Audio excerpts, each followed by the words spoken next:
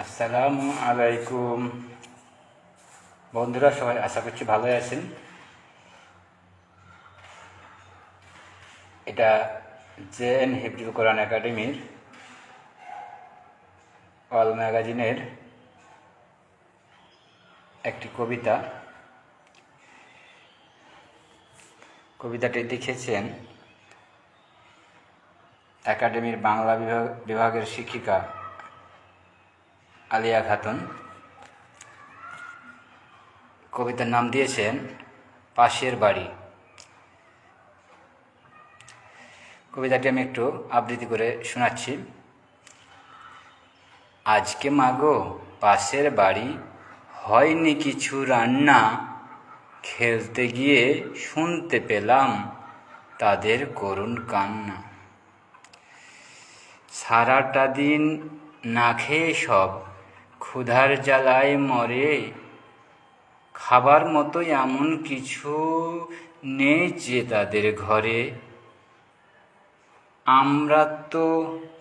আমরা তো মা খেয়ে দে ব্যস্ত আছি সুখে, দাও না গো মা খাবার তুলে অনাহারের মুখে। বেশ, আপনাদের কেমন লাগলো জানাবেন। আমার তো মনে হয় খুব যুগোপযোগী কবিতা এটা।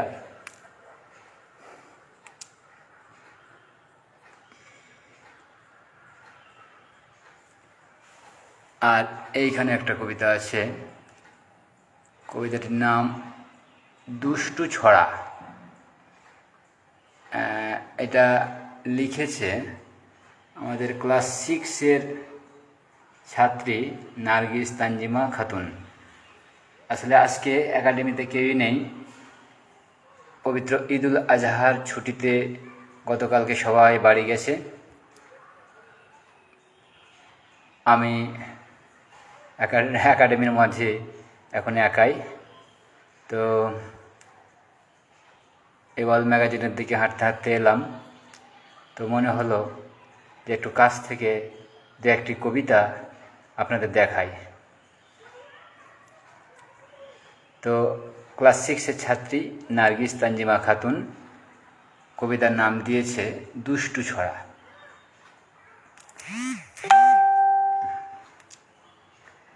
এক যে ছিল দুষ্টু ছড়া, সারা জীবন পড়া পড়া।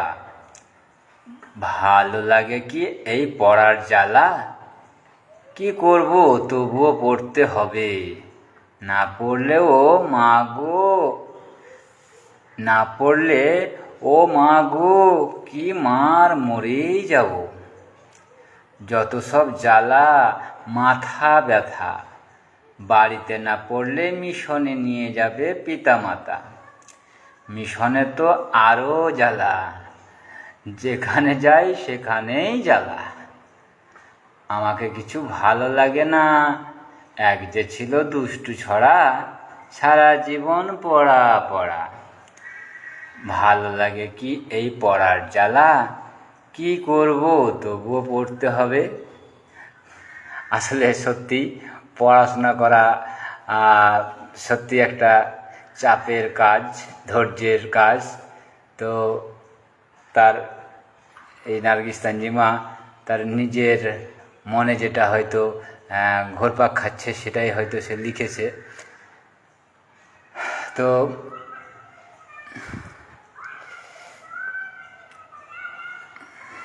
এই হচ্ছে একটি কবিতা। তো আরও একটা কবিতা আপনাদেরকে দেখাবো।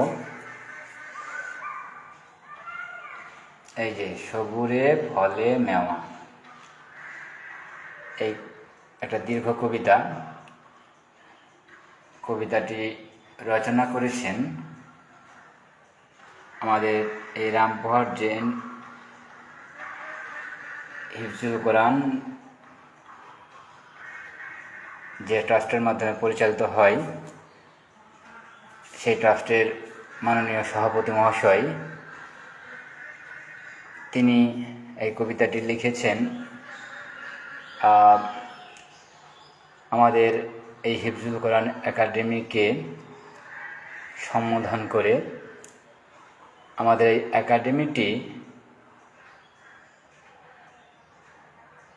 একটা রামপুরহাটের পাঠশালা ও হসপিটাল রোড সংলগ্ন একটা বিরাট দিঘির উত্তর প্রান্তে অবস্থিত। ওই দিঘিটি একসময় শুনশান অবস্থায় ছিল।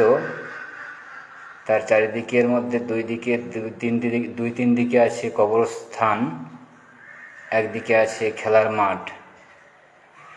আমরা উত্তর প্রান্তে রয়েছি। একসময় এই জায়গাতে হাট বসত, গরুর হাট। তো এখানে কথাগুলো দিঘির মুখ থেকে বেরোচ্ছে, মানে দিঘি কি বলে আনন্দ করছে, তার পুরনো কথাকে কিভাবে তুলে ধরছে, এই কবিতাটিতে সেটার বহিঃপ্রকাশ ঘটেছে। আমি একটু আবৃত্তি করছি। জেএন হিফজুল কোরআন একাডেমির অট্টালিকা থেকে অনবরত মিষ্টি মুখে উচ্চারিত হতে থাকে ঝাঁক ঝাঁক ধরে, ইয়াসিন ওয়াল কুরআনিল হাকিম ইন্নাকা লামিনাল মুরসালিন আলা সিরাতিম মুস্তাকিম তানজিলাল আজিজির রহিম। হাজার হাজার বছর অতিক্রান্তে আমার উত্তর সীমানার ক্যানেল পাড়ের নিকট ও প্রান্তে কোরআনের পাখিদের মুখ নিঃসৃত কালামুল্লাহর সুমিষ্ট তেলাওয়াত শুনতে আসা অজস্র রহমতের ফারিস্তাদের ঠাসা ভিড় অবাক করে দিয়েছে আমারে। আমার পশ্চিম প্রান্তের পাঁজর জুড়ে অসংখ্য গজ পোতা থাকত। বহু যুগ ধরে গরু, মোষ, গাধা, ঘোড়ার হাট হট্টগোল বসত থরে থরে।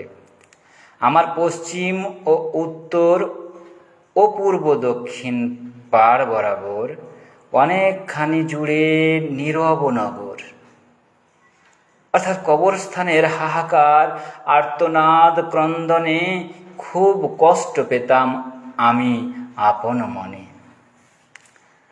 2021 অক্টোবর নভেম্বরে তাসলিমা ম্যাম এবং মোহাম্মদ আকবর আলী স্যারের ভাবনার বাস্তব রূপ দেখে আজ আমি আপ্লুত। আসলেই আল্লাহ পাকের দয়া পড়ছে ঝরে সারা শহর জুড়ে।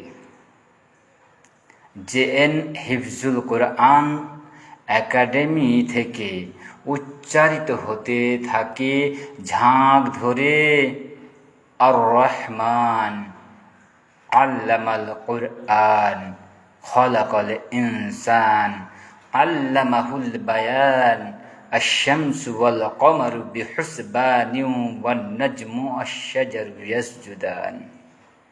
ওহে রামপুরহাট শহরবাসী তথা বিশ্ববাসী, এসো দেখে যাও, শুনে যাও।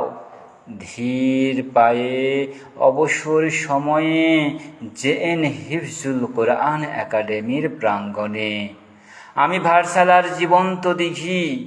একাডেমি রয়েছে আমার মাথার উপরের উঁচু স্থানে। কোরআনের দরবার যাওয়ার আগে তোমার চরণ দুখানি ধুয়ে নিও আমার উত্তর পাড়ের শান বাঁধানো ঘাটের টলমলে পরিচ্ছন্ন জলে। আমি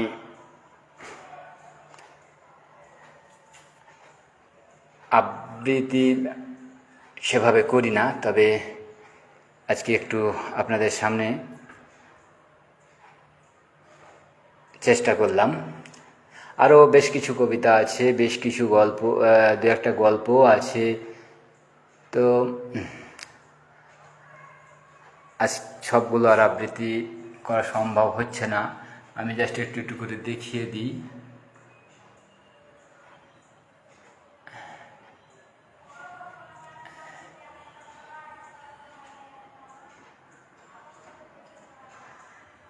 আমরা বলেছিলাম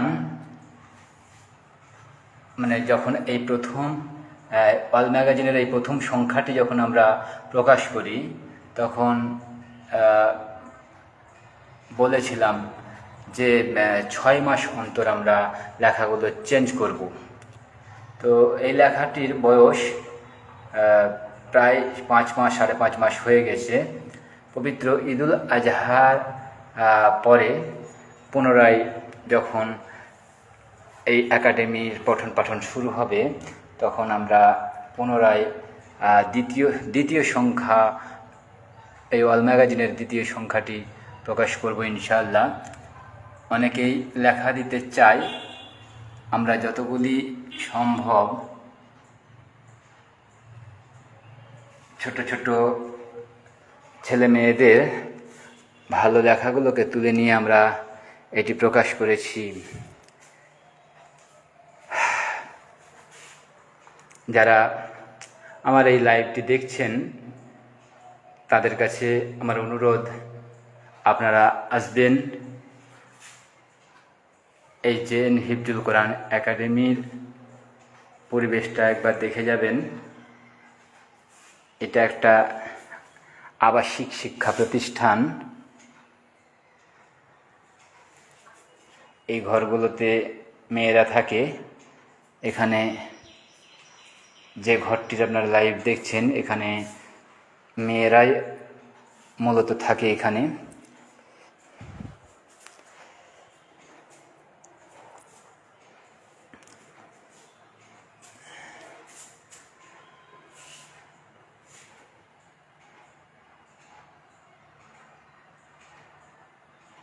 আয়না দেখার দোয়া, সামনে আয়না লেগে আছে, তাই আয়না দেখার দোয়া। সপ্তাহের 7 দিনের নাম আরবি ও বাংলাতে।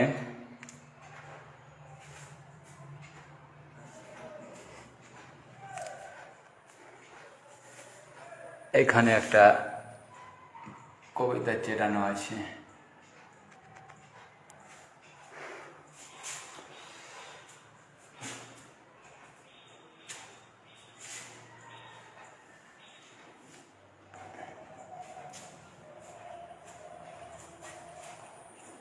এখানে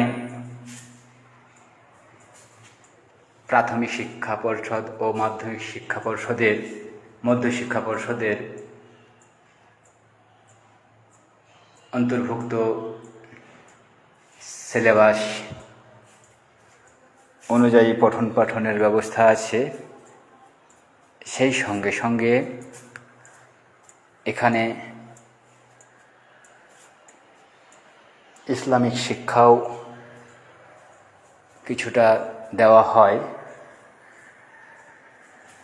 এখানকার মূল বৈশিষ্ট্য হল পুরোপুরি মিশনারি শিক্ষা ব্যবস্থা। তবে এখানে আরও একটা নতুন বিষয় রয়েছে, যে যদি কোনো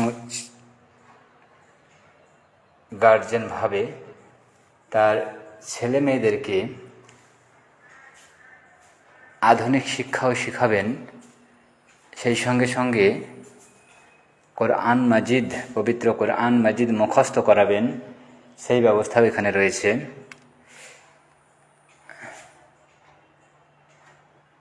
এটা হচ্ছে রুটিন পড়াশোনার। যাই হোক, লাইভটি দেখছেন অনেকক্ষণ ধরে খোকা খান, আবুজার হোসেন, আমার কলিগ মিঠুন ভাই, জামশেদ বিশ্বাস, মিজান ইসলাম,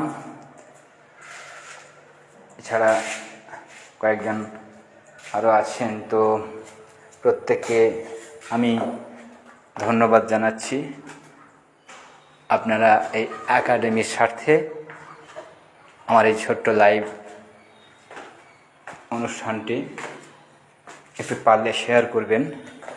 আপনাদের এই শেয়ারের কারণে হয়তো এই একাডেমির বার্তা আরও কিছু মানুষের কাছে পৌঁছাবে। সকলে ভালো থাকবেন, সুস্থ থাকবেন। ধন্যবাদ।